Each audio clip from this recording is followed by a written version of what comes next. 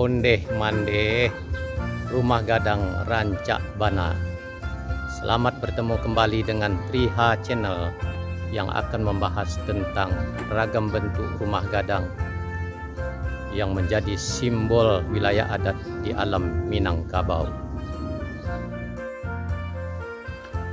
Pada saat ini banyak kita temui bangunan dengan atap bagonjong, baik di Minangkabau maupun di daerah lain di Indonesia, seperti perkantoran pemerintah, bank, hotel, restoran, hingga bandara dan lain-lain, semua menggunakan atap bagonjong. Pada era tahun 70-an, pemerintah daerah Provinsi Sumatera Barat membuat peraturan agar semua bangunan pemerintah dibuat dengan model atap bagonjong. Sehingga sampai saat ini kita masih bisa menyaksikan aneka bangunan bagonjong yang menghiasi setiap kota Sumatera Barat. Dan arsitektur dengan atap bagonjong ini merupakan ciri khas identitas kota-kota yang berada di wilayah Provinsi Sumatera Barat. Dan pemandangan seperti ini tidak akan dijumpai di belahan dunia manapun. Rumah adat Minangkabau selain merupakan rumah tinggal dan tempat melakukan upacara adat, juga merupakan lambang atau simbol yang dapat bercerita tentang sejarah dan kedudukan kaum pemilik rumah tersebut dalam satu negari. Pada zaman dahulu, kalau kita melihat model sebuah rumah adat Minangkabau, kita akan bisa mengetahui siapa kaum pemiliknya dan posisi kedudukannya dalam hierarki lembaga adat di nagari tempat rumah adat tersebut berdiri. Kalau ingin tahu kedudukan penghulu suatu kaum, lihatlah model rumah adat yang dimilikinya. Kalau ingin mengetahui paham kelarasan yang digunakan di suatu nagari, kita bisa mengetahuinya dari model balai adat yang ada di nagari tersebut, karena balai adat adalah merupakan simbol nagari. Teritorial alam Minangkabau secara garis besar terdiri dari 4 wilayah adat. Yang pertama, Pariangan Padang Panjang yang disebut juga Tampuk Tangkai Alam, nagari asal tempat bermulanya disusun adat Minangkabau. Yang kedua yaitu wilayah adat Luak Nan Tigo, terdiri dari luak tanah datar yang ditata berdasarkan hasil peninjauan oleh Datuk Parpatiah Nan Sabatang. 2 luak agam yang ditata berdasarkan hasil peninjauan oleh Datuk Katumanggungan. 3 luak 50 koto yang ditata berdasarkan hasil peninjauan oleh Datuk Maharajo Nan Banego-Nego. Yang ketiga yaitu wilayah adat Sungai Pagu sebagai serambi alam Minangkabau, ditata oleh Nyinyek Kurangaso 60.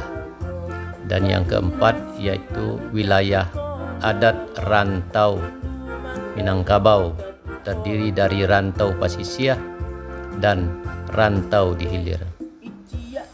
Keempat wilayah adat ini merupakan satu kesatuan yang tidak dapat dipisahkan satu sama lainnya.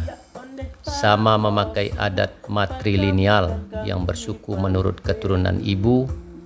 Gelar penghulu diturunkan dari mamak atau paman ke kemanakan, sedangkan harta pusaka tinggi diturunkan hak pakainya dari ibu ke anak perempuan.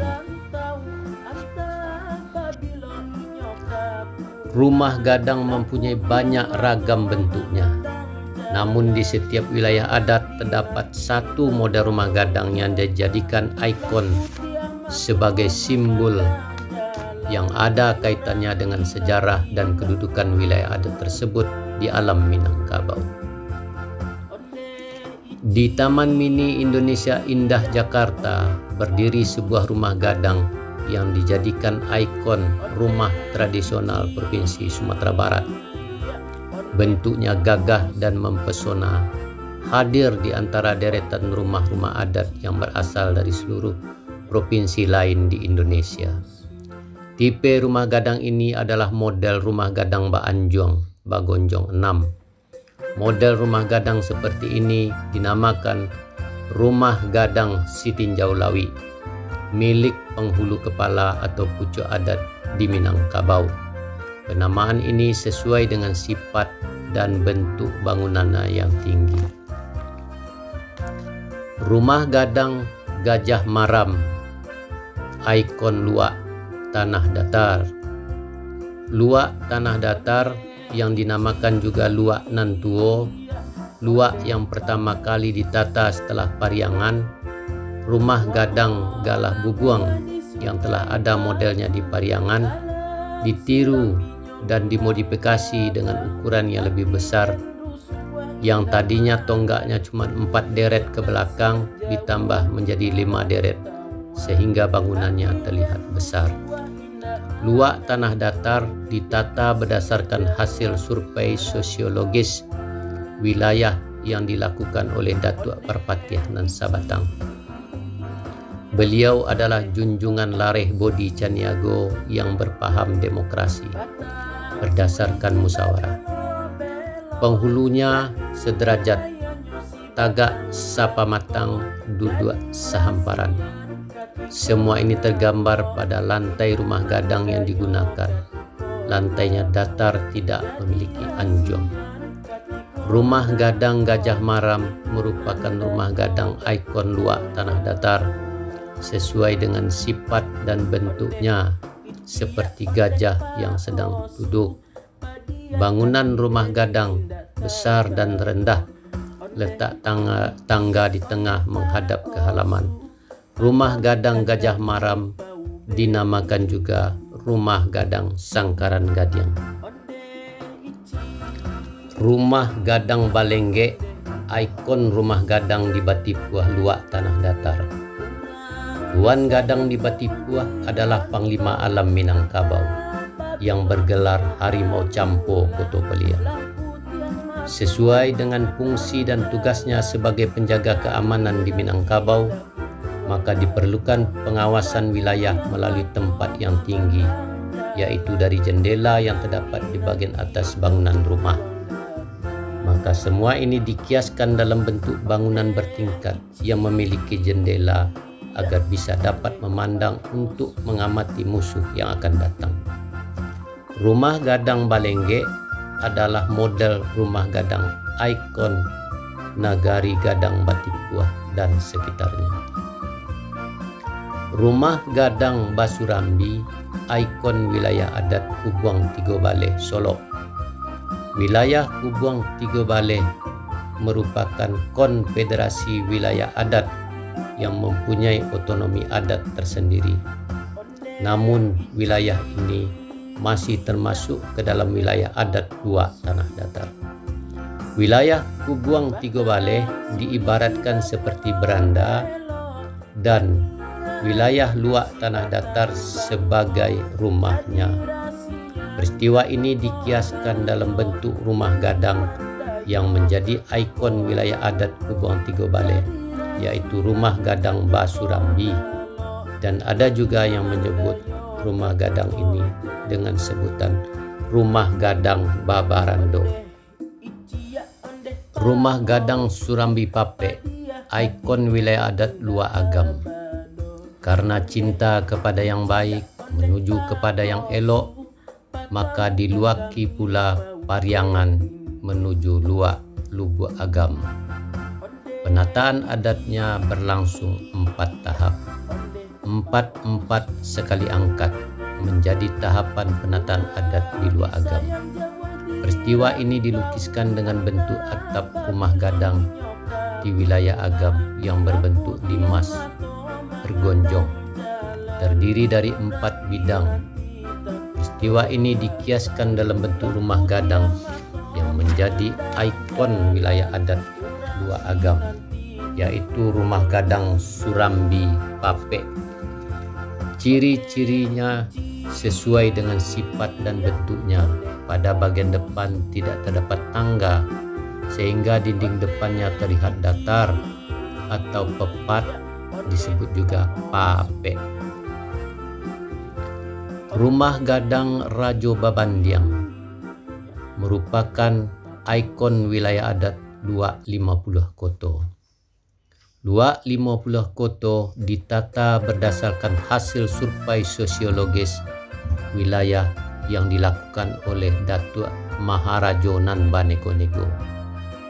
Dia adalah saudara seibu dengan Datuk Ketumanggongan dan Datuk Parpatiah Nan Sabatang.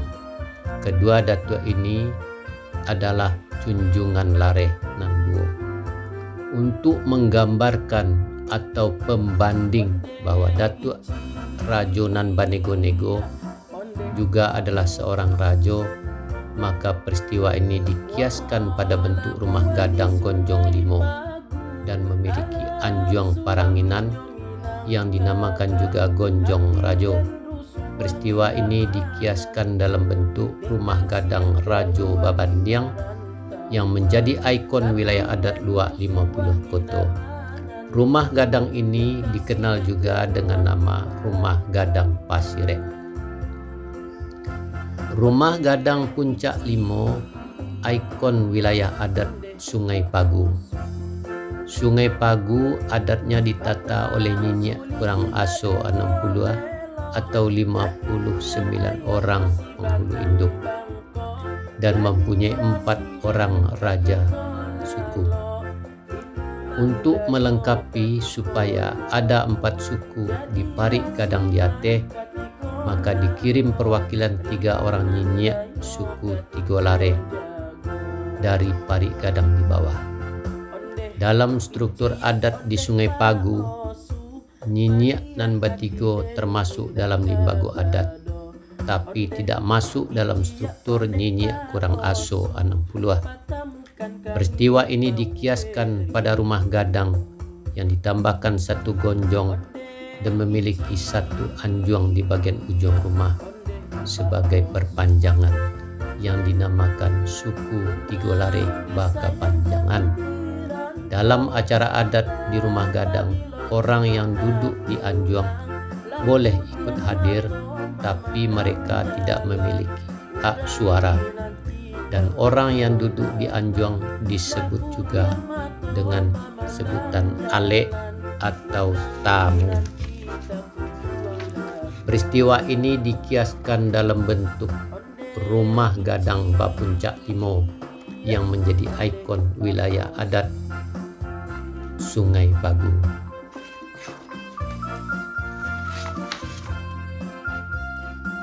Rumah Gadang Kajang Padati, ikon wilayah adat rantau Pasisiah Padang.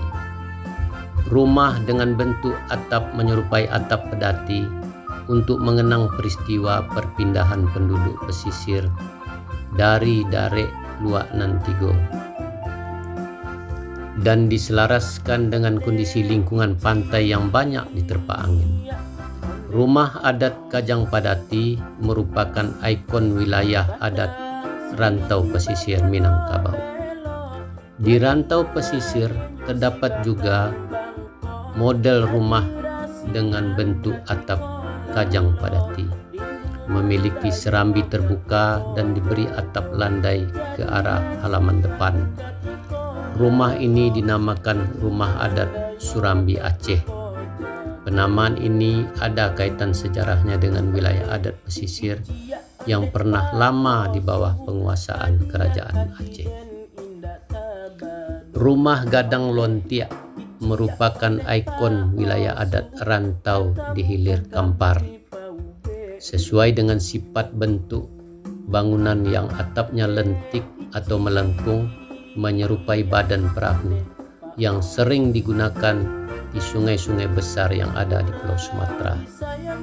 Bentuk rancang bangun ini mengenang alat transportasi yang digunakan menghiliri sungai dari Darek Luak Nantigo menuju rantau di hilir. Peristiwa ini dikiaskan dalam bentuk rumah Gadang Lontiak yang menjadi ikon wilayah adat rantau di hilir. Rumah Gadang Lontiak dikenal juga dengan nama Rumah Pencalang.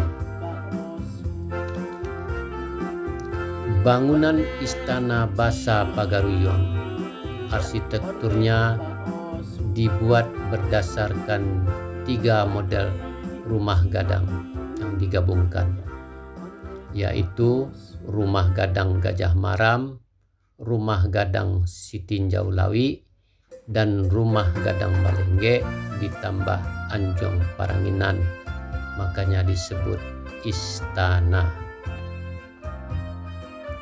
Demikian sekelumit tentang ragam bentuk rumah adat Minangkabau yang dijadikan sebagai ikon wilayah adat di Minangkabau. Jangan lupa tekan tombol subscribe dan like. Sampai jumpa.